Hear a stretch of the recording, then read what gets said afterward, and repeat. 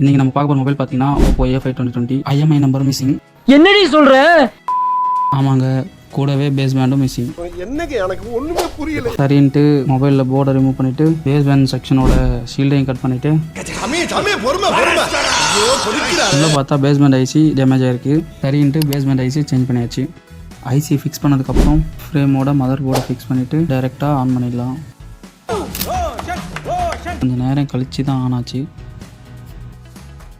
Mobile full on ஆனோன்னு IM number check பண்ணி பார்த்தா ஃபைனலாக ஐஎம் நம்பர் வந்துருச்சு.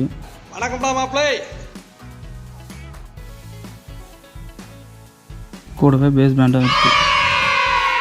Very good. எல்லாரும் ஜோரா ஒரு தடவை கை தட்டுங்க. அதெல்லாம் தட்ட முடியாது. ரைட் விடு.